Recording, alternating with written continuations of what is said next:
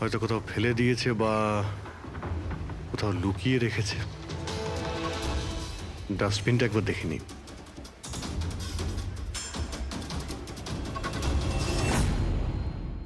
হ্যাঁ পুরবি, কিছু পেলে কি?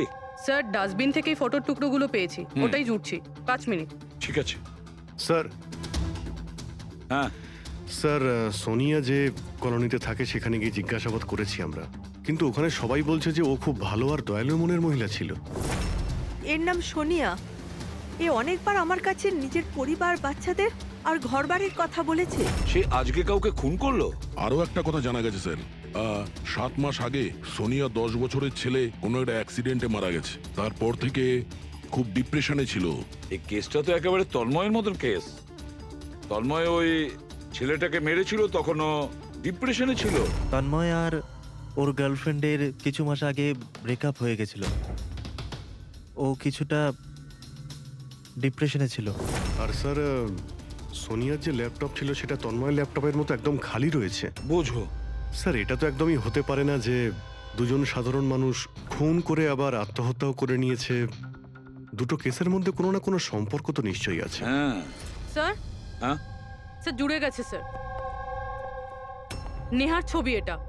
মানে সোনিয়া নেহার ফটো দেখছিল বিচে বসে। এটার একটাই মানে দাঁড়ায় যে সোনিয়া নেহাকে আগে থেকে চিনতো না। তার মানে ও আগে কখনো নেহাকে দেখেইনি।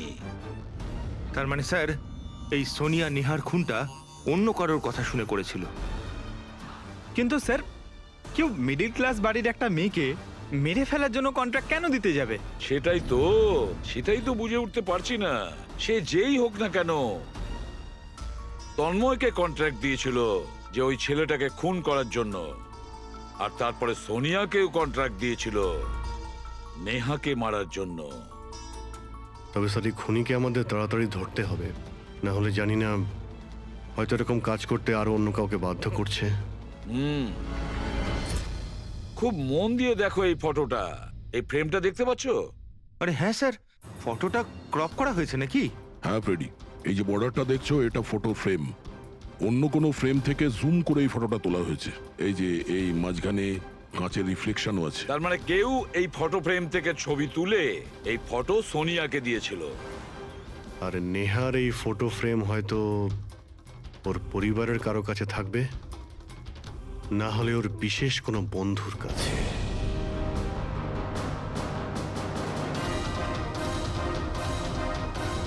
স্যার দুজন বন্ধুর বাড়িতে তো কিছুই পাইনি। নেহা 3 নম্বর বন্ধুর বাড়িতে দেখা যাক।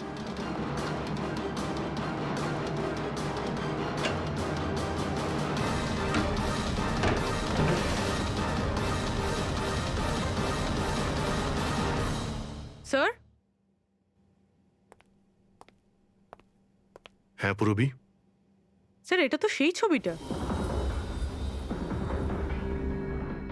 কারেক্ট। ওই ছবিটা বের করো তো।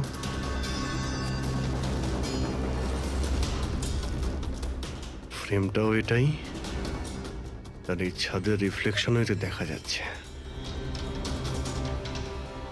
তাহলে এই হলো সেই। নেহার খুন তো সোনিয়াই করেছে না? তো আমাদের সবাইকে কেন ডাকা হয়েছে? যদিও নেহাকে খুন সোনিয়াই করেছে, কিন্তু নেহাকে খুন করার জন্য সোনিয়াকে অন্য কেউ কন্ট্রাক্ট দিয়েছিল, অন্য কেউ। আর সেই অচেনা ব্যক্তি এখন এই মুহূর্তে উপস্থিত আছে আমাদের মাঝে। কেউ? সে তুমিও হতে পারো। তুমি তুমি নাকি মায়া তুমি? আমি কেন খুন করব? ও তো আমার বেস্ট ফ্রেন্ড ছিল। এটাই তো আমরা জানতে চাইছি মিস বেস্ট ফ্রেন্ড। কেন তুমি নেহাকে খুন করিয়েছো? হোয়াট? মায়া তুমি? হ্যাঁ, ওর ঘর থেকেই আমরা এই ফটো ফ্রেমটা পেয়েছি। আর এই ফটোটা থেকেই নেহার ফটোটা ক্রপ করে দেওয়া হয়েছিল সোনিয়াকে কন্ট্রাক্ট দেওয়ার সময়। নেহার ছবি তো আমাদের সবার কাছে আছে, আর তাও ফ্রেম করে রাখা আছে। Then why me? সেটা এই কারণে মায়া বাকিদের কাছে যে ফটোগুলো আছে না, তাতে তোমার ঘরের ছাদ নেই, ছাদের রিফ্লেকশন। তাড়াতাড়ি বলো। আমি মারতে বলেছিলাম নেহাকে, কারণ আমি বিশালকে ভালোবাসি।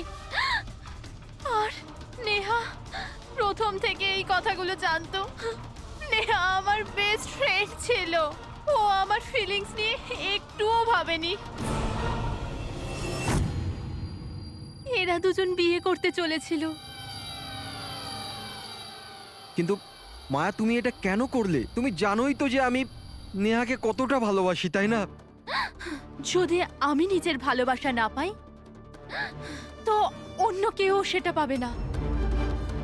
তার জন্য আমি ইন্টারনেটে নেহা বিশালকে আলাদা করার আলাদা আলাদা উপায় খুঁজতে লাগলাম। একদিন কেউ আমাকে অনলাইন কন্ট্যাক্ট করলো আর বলল ডার্ক ওয়েবে একটা সিক্রেট ওয়েবসাইট আছে, যদি সেখানে আমরা টাকা দিই যে কারুর খুন করাতে পারি। ওই ওয়েবসাইটের নামটা কি? আমি ওয়েবসাইটের নামটা জানি না, কারণ উনি আমাকে বলেননি সেটা। কিন্তু এটা বলেছিলেন যে নেহার একটা ছবি আর 20 লাখ টাকা দিলে আমার কাজ হয়ে যাবে। তার জন্য আমি আমার মায়ের হীরের হারটা বেচে দিয়েছি আর ওনাকে টাকা দিয়ে দিয়েছি। ওই লোকটার সঙ্গে তুমি দেখা করেছিলে? না স্যার, কারণ উনি বলেছিলেন ব্যাগে টাকা আর নেহার ছবি রাখার জন্য, আর আর রাস্তায় রেখে দিতে, আর স্পেশালি বলেছিল পেছন ফিরে না দেখতে। ব্যাস, আমি তো সেটাই করেছি। স্যার, এটা কেমন ওয়েবসাইট যেটা প্রকাশ্যে কাউকে খুন করার কন্ট্রাক্ট নিয়ে থাকে? জানি না, কিন্তু তন্ময়ের বাড়ি থেকে যে চিহ্নটা পেয়েছি, ওই চিহ্নের সঙ্গে নিশ্চয়ই এই ওয়েবসাইটের কোনো না কোনো সম্পর্ক আছে। আমায় ক্ষমা করে দিন স্যার, আমার খুব বড় ভুল হয়ে গেছে। আমার নিজের বন্ধুকে মেরে ফেলা উচিত হয়নি। ভুল নয়, তুমি অপরাধ করেছ। ইন্টারনেটে এরকম অনেক কেউ আছে যে তোমাদের মতো বোকাদের কাজে লাগিয়ে টাকা ইনকাম করে। এদের থেকে সবসময় সাবধান থাকা উচিত।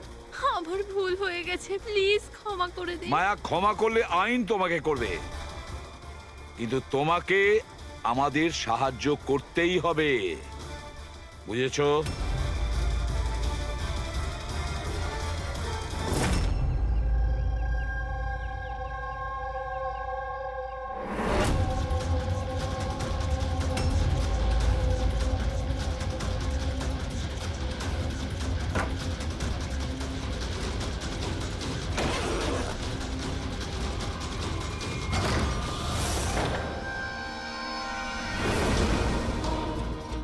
তোমার কি মনে হলো এই পুরো টাকা একাই খরচা করবে?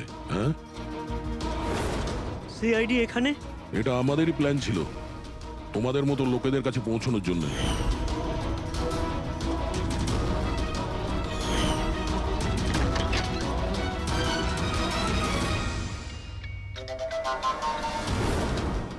এই, এই ভাই, কি কি আছে? ছিল এ? মুখ খোল, মুখ মুখ খোলো। খোল।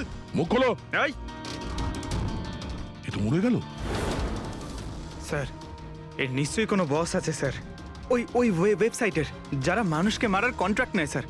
ও, মনে হচ্ছে এই ভয়েই ও আত্মহত্যা করে ফেললো। একটু দেখো এখানে কিছু পাওয়া যায় কিনা।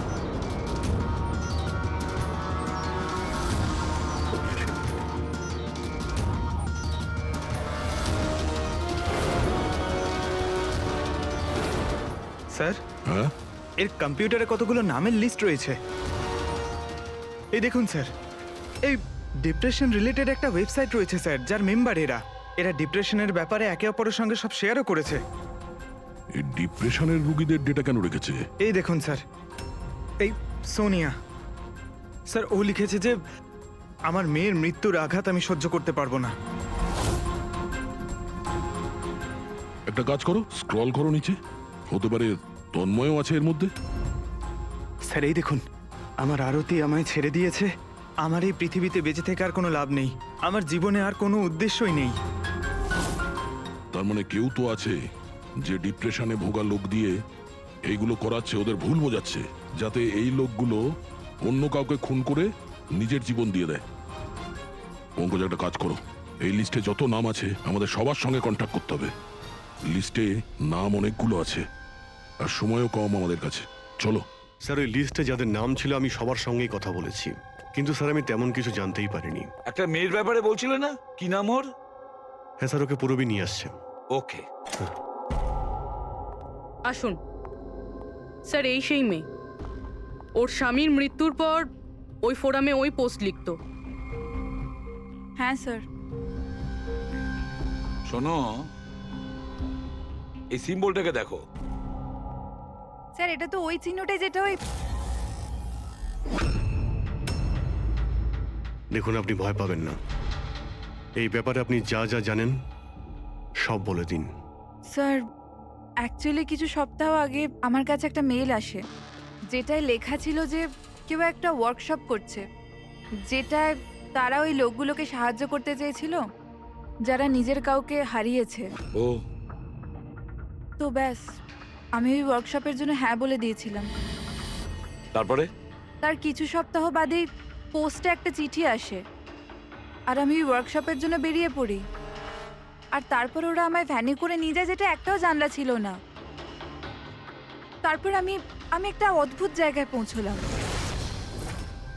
আর তারপর ওই ঘরেই আমি এই চিহ্নটা দেখি। এই দুনিয়া একটা নদীর মতো, একটা সমুদ্র, দুঃখের সমুদ্র। আমরা সবাই এখানে সুখের সন্ধানে ঘুরছি, যখন আমাদের একটাই আসল উদ্দেশ্য হলো দুঃখ ভোগ করা। কিন্তু কোনো ব্যাপার নয়, আমি তোমাদের মতো হারিয়ে যাওয়া মানুষদের এই অন্ধকার থেকে দূর ওই আলোতে নিয়ে যাব। আমি তোমাদের সবাইকে শেখাবো যে কিভাবে এই দুঃখের সমুদ্রে খুশির নৌকা চালাতে হয়। তাহলে বলো, তোমরা আমার সাথে আছো? তোমরা সবাই জানেশের সাথে আছো? তাহলে মারা যাওয়ার আগেই তন্ময় এরই নাম নিচ্ছিল স্যার। জান, এমন একটা লোক যে মানুষের মধ্যে অন্ধবিশ্বাস ছড়াচ্ছে, আর লোকে ওকে ভরসাও করছে, বিশ্বাসও করছে। স্যার, খুব তাড়াতাড়ি ওকে আমাদের ধরতেই হবে। কোথায় নিয়ে গিয়েছিল তোমাকে? তোমার কিছু মনে আছে? না স্যার, ওই ভ্যানে একটাও জানলা ছিল না, তাই আমি কিছু দেখতে পাইনি। অভিজিৎ, এই লিস্টে যতজন লোক আছে সবার সঙ্গে কন্ট্যাক্ট করো। জানি না ওদের পরের শিকার কে হবে আর কে হবে খুনি।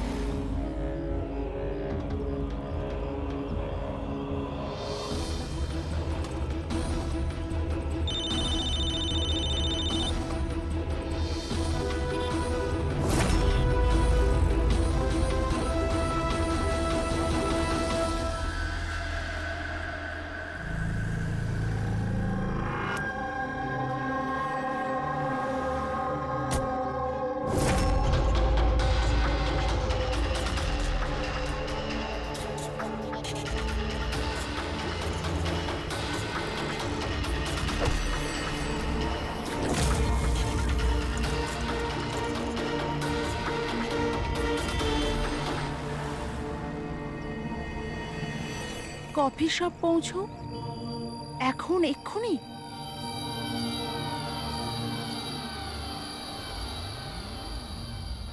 আচ্ছা, ওরা তোমায় কোথায় নিয়ে গিয়েছিল, কত দূরে, কোথায়, কিছু কিছু মনে আছে তোমার? এত সপ্তাহ হয়ে গেছে যে আমার কিছুই ভালো করে মনে নেই। কিন্তু তোমার কিছু তো মনে আছে, ওখানে যেতে কতটা সময় লেগেছিল? আই থিঙ্ক আধ বা 1 ঘন্টা অ্যাপ্রক্সিমেটলি লেগেছিল। ও সরি সরি। স্যার, আমার আরেকটা জিনিস মনে পড়েছে, যে রাস্তা দিয়ে ওই ফ্যানটা যাচ্ছিল ওই রাস্তা অনেক গর্ত ছিল, আর ট্রেনের আওয়াজও শুনতে পেয়েছিলাম আমি। আচ্ছা, আর যখনই ট্রেনের আওয়াজটা শুনতে পেয়েছিলাম তার কিছুক্ষণ বাদেই ভ্যানটা থেমে গেছিল। তাহলে তো আমরা সঠিক রাস্তাতেই এসেছি। এই নাও কফি খাও। আপনি আমাকে এখানে ডেকেছেন?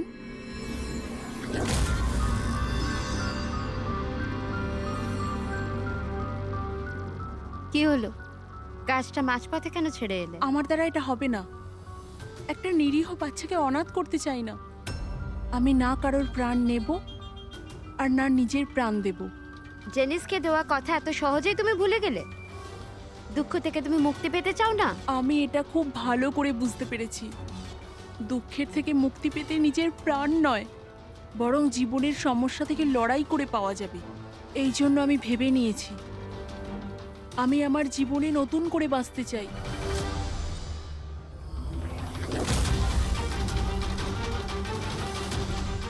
কেন নয়? জেনিসও তো এটাই বলতে চেয়েছিল, যে সব মানুষের নিজের জীবনে নিজে চলার মতো অধিকার আছে। আমি তোমাকে টাকা দেব একটা নতুন শহরে নতুন জীবন শুরু করার জন্য। সত্যি? Thank you so much. শুধু থ্যাংক ইউ এ কাজ চলবে না, তোমার আমাকে কফিও খাওয়াতে হবে। আমি তোমাকে কফি খাওয়ালাম না, এবার তোমার পালা। কেন নয়? Waiter, yes ma'am. একটা coffee. Sorry ma'am, self service. Okay sorry, counter কোথায়? Okay thank you. You are welcome. আমি এক্ষুনি কফি নিয়ে আসছি। আমার স্পেশাল কফি চাই, 2 স্পুন চিনি আর হাফ স্পুন কফির সাথে। শিওর।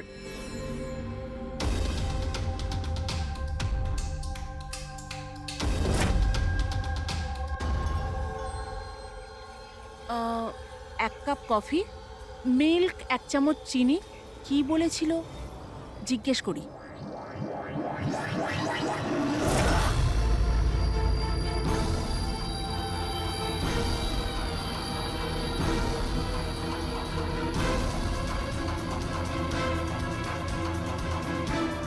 এটা কি মেশাচ্ছে আমার কফিতে? নিশ্চয়ই এটা বিষ হবে। এরা এত তাড়াতাড়ি আমাকে মুক্তি দেবে না মনে হয়।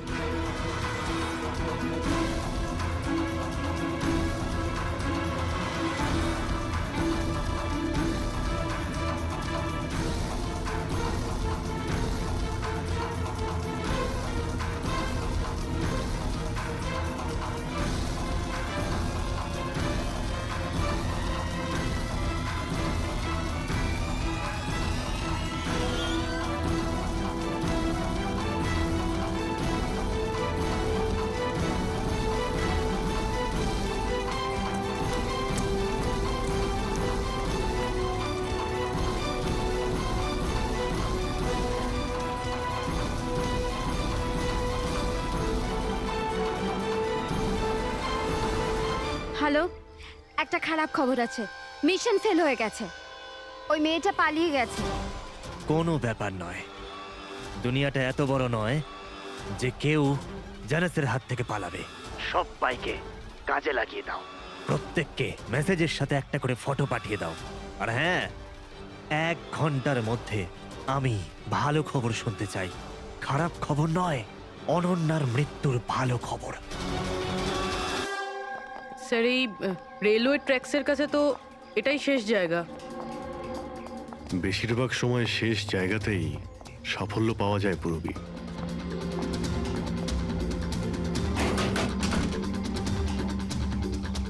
কার সাথে দেখা করতে চান? এই ফার্ম হাউসের মালিককে। মালিক তো বিদেশে থাকে, আমি এখানকার কেয়ারটেকার। তাহলে ফার্ম হাউসটা একবার দেখে নি। বাহ বাহ বাহ, আপনার মালিকের বাংলো তো আরে, খুবই স্যার। সুন্দর। হ্যাঁ, আরে আপনারা দাঁড়ান, কোথায় যাচ্ছেন আপনারা? হ্যাঁ, যদি আপনারা ফার্ম হাউস কিনতে চান তো ভুলে যান, আমাদের সাহেব বিক্রি করবে না। কোনো ব্যাপার না, আমি অন্য ফার্ম হাউস কিনে নেব। আচ্ছা, এখানে কি আশেপাশে আছে কোনো খালি বাড়ি বা কোনো ফার্ম হাউসের মতো? স্যার 15 মিনিট এগিয়ে গেলে একটা ফার্ম হাউস আছে, ফাঁকাই থাকে, পারলে আপনারা দেখে নিন।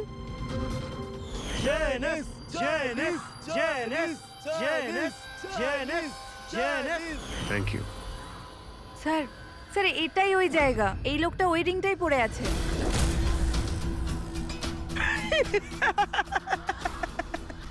তোমাদের কি মনে হয় আমি তোমাদের চিনতে পারিনি? আরে তোমরা সিআইডি অফিসার, আমি দূর থেকেই তোমাদের চিনে ফেলেছি, বুঝেছো? খুব বড় ভুল করেছো আমাদের চিনে ফেলে। তোর মালিক কোথায় বল, কোথায় পাবো ওকে? আমি জানি না স্যার, ওর পার্টি কোথায় হয়? নিচে এখানকার হল ঘরে হয় স্যার। এর পরের টার্গেট কে? আমি জানি না স্যার। তোরা কাকে খুন করতে চলেছিস? বলছি স্যার, বলছি।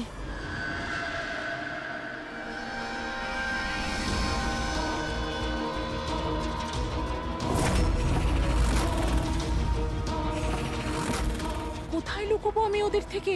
কোথায় যাব আমি? ফোনটাও এখনই বন্ধ হলো, কি করব আমি? ভিড়ের মধ্যে চলে যাই। Hello madam. এক্সকিউজ মি, আমার আপনার ফোনটা চাই। দেখুন আমার প্রাণের বিপদ আছে। বিপদ আছে? কিসের বিপদ? দেখুন আমার কাছে সময় খুব কম, প্লিজ আপনার ফোনটা দিন।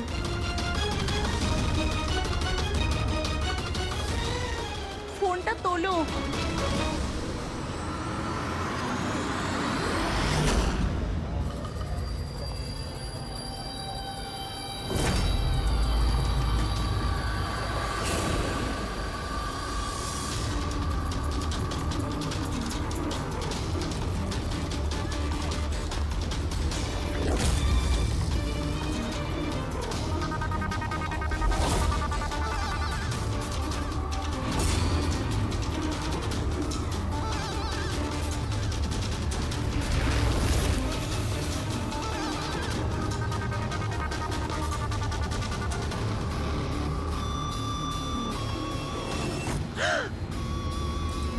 কি হয়েছে বাবা, এত ঘাবড়ে কেন আছো?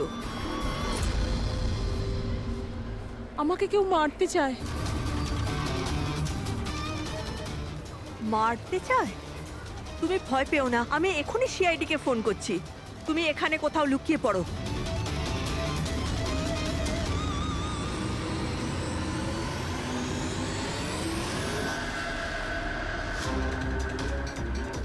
Sir sir sir sir sir, আমি আপনাদের ফোন করেছিলাম। এই মেয়েটাই ছিল? হ্যাঁ স্যার, এই মেয়েটাই ছিল। মেয়েটা কোথায়? স্যার একটু আগে তো এখানেই ছিল, এখন জানি না কোথায় গেল। Thank you. হ্যাঁ। চলো আমরা খুঁজে দেখি।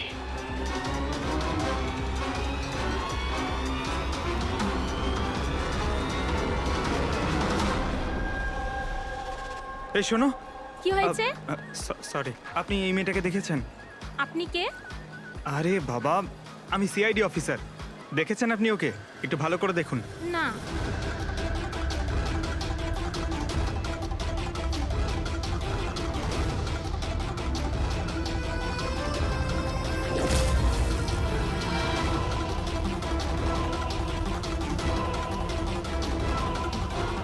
স্যার, কেউ দেখেনি স্যার। গেল কোথায় ও? এক্সকিউজ মি, আপনারা কি সিআইডি থেকে? হ্যাঁ, আমি একটা মেয়েকে দেখলাম, ওর প্রাণের ঝুঁকি আছে। কোথায় ওই মেয়েটা? ও এক্ষুনি বাইরের দিকে গেল।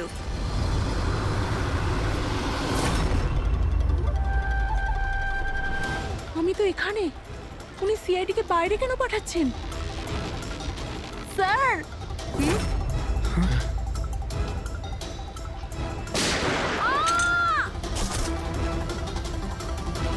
তুমি ঠিক আছো? ওর কার হয়ে কাজ করো তুমি? জানিস কোথায় আছো? হ্যাঁ, তোমরা ওকে আসল জীবনে কেন কখনো স্বপ্নেও খুঁজে পাবে না। তাই স্বপ্নেও পৌঁছতে পারবো না?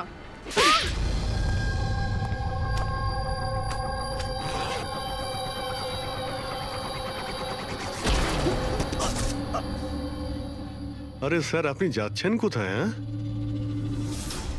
আপনার সঙ্গে আমরা দেখা করতে এসেছি আর আপনি চলে যাচ্ছেন? বলুন না।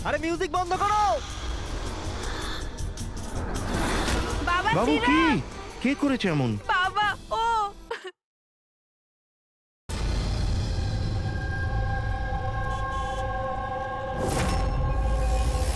কিন্তু তন্ময় এমন কেন করবে?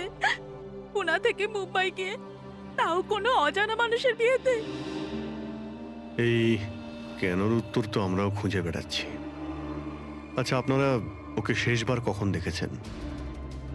কাল সকালেই দেখেছিলাম, যখন ও কলেজের জন্য বেরিয়েছিল।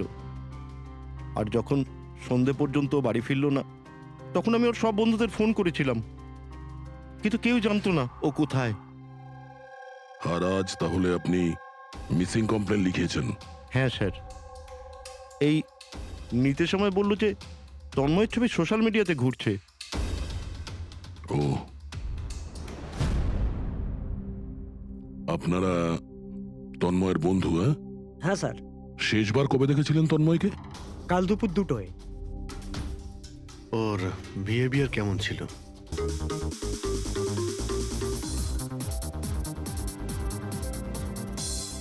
আজ আমি খুব খুশি হয়েছি। আজ যদি তোমার মা বেঁচে থাকতেন না, উনিও খুব খুশি হতেন। তুমি আমার জন্য অনেক কিছু করেছো বাবা, মায়ের অভাব কোনোদিন বুঝতেই দাওনি। ওই তো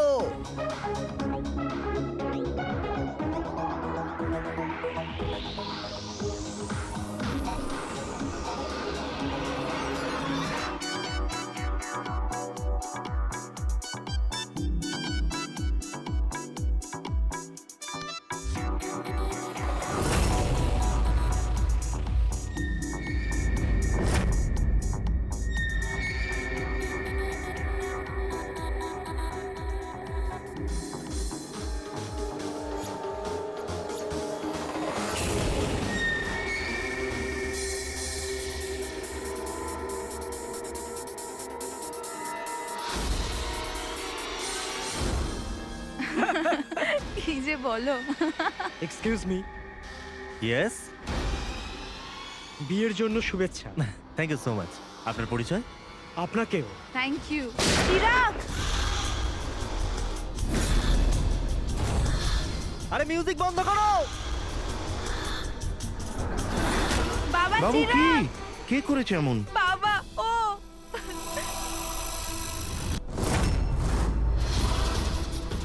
জান, জান,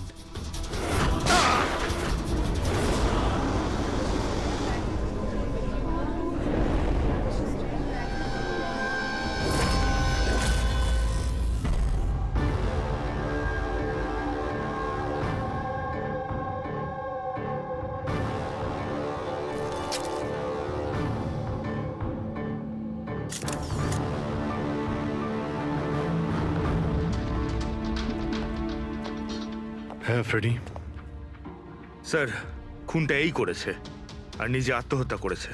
আমি দুজনের বডি ফরেন্সিক ল্যাবে পাঠিয়ে দিয়েছি। জানতে পারলে সে কে? না স্যার, না আইডি পেয়েছি, না পার্স পেয়েছি, না মোবাইল। পাওয়া গেছে শুধু বন্দুক। ঠিক আছে, বন্দুক আঙুলের ছাপ তো পাওয়া যাবে। যদি সে পেশাদার খুনি হয় তাহলে আমাদের ক্রিমিনাল ডেটাবেসে পেয়েই যাব।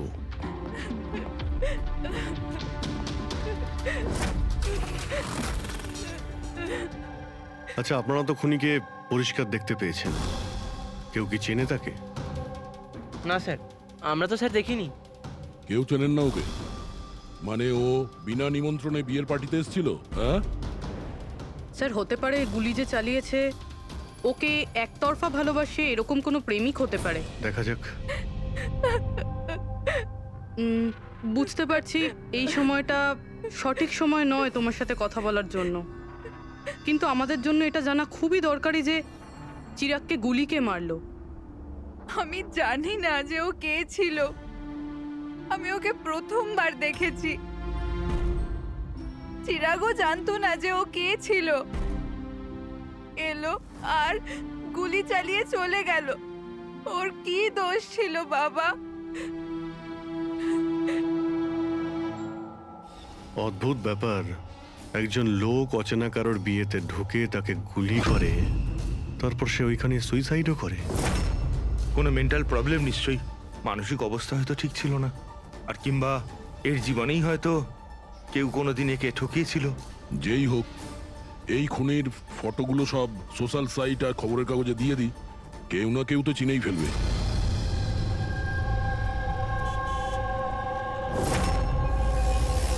কিন্তু তন্ময় এমন কেন করবে? পুনা থেকে মুম্বাই গিয়ে, তাও কোনো অজানা মানুষের বিয়েতে। এই কেনর উত্তর তো আমরাও খুঁজে বেড়াচ্ছি। আচ্ছা, আপনারা ওকে শেষবার কখন দেখেছেন? কাল সকালেই দেখেছিলাম, যখন ও কলেজের জন্য বেরিয়েছিল। আর যখন সন্ধে পর্যন্ত ও বাড়ি ফিরল না, তখন আমি ওর সব বন্ধুদের ফোন করেছিলাম, কিন্তু কেউ জানতো না ও কোথায়। আর আজ তাহলে আপনি মিসিং কমপ্লেন লিখিয়েছেন? হ্যাঁ স্যার, এই নিতে সময় বললো যে তন্ময়ের ছবি সোশ্যাল মিডিয়াতে ঘুরছে। ও, আপনারা তন্ময়ের বন্ধু? হ্যাঁ হ্যাঁ স্যার, শেষবার কবে দেখেছিলেন তন্ময়কে? কাল দুপুর 2টোয়। ওর বিহেভিয়ার কেমন ছিল? একদম নর্মাল ছিল, কেউ বলতেই পারবে না যে ও এরকম কিছু করার কথা ভাবছে। এই এই চিরাগ আর ওর গার্লফ্রেন্ড চেনেন এদেরকে? আগে না। আপনি? না ম্যাডাম। না ম্যাডাম। তন্ময়কে ওদেরকে চিনতো? না, আমরা জানতাম না, তন্ময় ওকে জানতো। খারাপভাবে নেবেন না, কিন্তু তন্ময়ের কোনো কিছু কি প্রবলেম ছিল? আই মিন, কোনো মানসিক সমস্যা ছিল? কোনো মেন্টাল প্রবলেম? স্যার, ওই তন্ময় আর ওর গার্লফ্রেন্ডের কিছু মাস আগে ব্রেকআপ হয়ে গেছিল। ও কিছুটা ডিপ্রেশনে ছিল। ডিপ্রেশনে ছিল? হ্যাঁ স্যার, না ভালো করে খেতো, না ঘুমাতো, এমনকি আমাদের সাথেও কথা বলতো না, শুধু নিজের ঘরেতেই থাকতো। নিজের রুমে?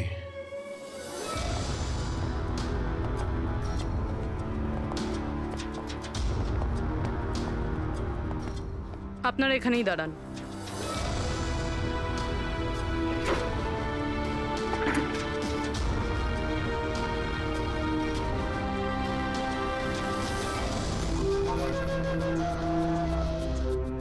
স্যার,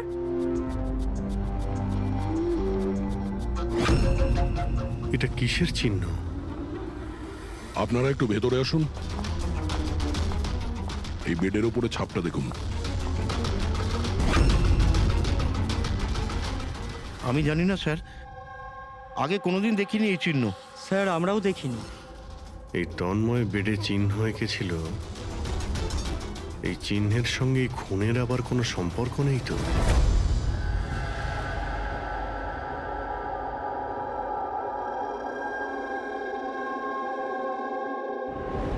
স্যার, ইন্টারনেটে চেক করেছি আর লাইব্রেরিতে গিয়ে অনেক বইয়ের মধ্যেও দেখলাম, কিন্তু এই চিহ্নটার ব্যাপারে কিছু জানতেই পারলাম না স্যার। এটা যাই হোক না কেন, কিন্তু আমাদের কাছে এটা গুরুত্বপূর্ণ। এই তন্ময় কলেজ স্টুডেন্ট, কোনো অচেনা শহরে গিয়েছে আর ওখানে কোনো অপরিচিত লোকের প্রাণ নেয় আর ও নিজে আত্মহত্যা করে, অথচ এই সব কিছুর পেছনে কোনো কারণ জানা যায়নি, কিচ্ছু না। না, এই ধাঁধার উত্তর এই চিহ্নটার মধ্যেই আছে। স্যার, হ্যাঁ স্যার, আমি তন্ময়ের ল্যাপটপটা চেক করেছি। কি পেয়েছো? স্যার, নিশানের ব্যাপার তো ছেড়ে দিন, এই ল্যাপটপটাতে তো কিছুই নেই। কি? সব ফাইল ডিলিট করে দেওয়া হয়েছে, পুরো ল্যাপটপটা খালি স্যার। আমাদের কাছে রিকভারি সফটওয়্যার আছে, সেটা ট্রাই করে দেখো, যা ডিলিট হয়েছে সব পেয়ে যাবে। চেষ্টা করেছিলাম স্যার আমি, তাহলে? কিন্তু ফাইল এমন ভাবে ডিলিট করা হয়েছে যে রিকভারি সফটওয়্যারও এটাতে কাজ করছে না। এটাই বুঝতে পারছি না, তন্ময় ডিলিট করেছে নাকি অন্য কেউ করেছে। অভিজিৎ, সে যেই হোক না কেন, সে জানতো যে তন্ময়ের মৃত্যুর পর ল্যাপটপটা আমাদের কাছে আসবে, সেই জন্য সব প্রমাণ মুছে দিয়েছে। স্যার, হ্যাঁ, এই দেখুন স্যার, বিয়ে বাড়িতে নিমন্ত্রিত একজন তার নিজের মোবাইল ফোন দিয়ে এটা রেকর্ড করেছিল। মাই গড! স্যার, এ মারা যাওয়ার আগে চোখ বন্ধ করে কি যেন বিড়বিড় করছিল। হ্যাঁ ফেডরিক, আবার একটু চালাও তো, স্লো মোশনে। হ্যাঁ, যে এরকম একটা কিছু বললো না? স্যার জান, ও জান বলছে স্যার। তারপরে আচ্ছা, তন্ময় কার নাম করছিল? জান? জান নাকি যে দিয়ে শুরু অন্য কোনো নাম?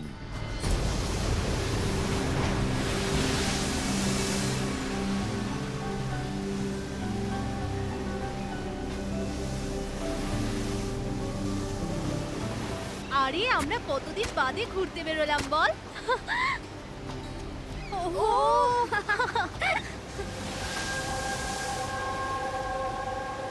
নেহা কোথায় যাচ্ছিস ওখানে? নেহা, নেহা, নেহা শোন তো।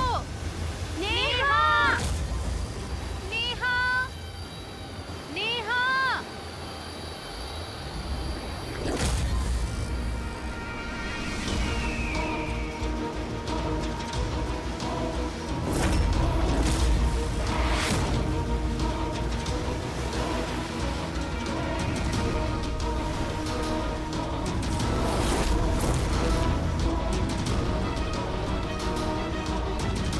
নেহা,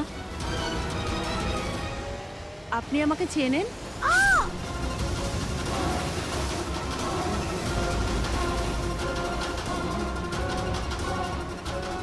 নেহা চোখ খোল, নেহা চোখ খোল। কি হয়েছে তোর নেহা? নেহা, নেহা, ওই মহিলাটা মেরেছে।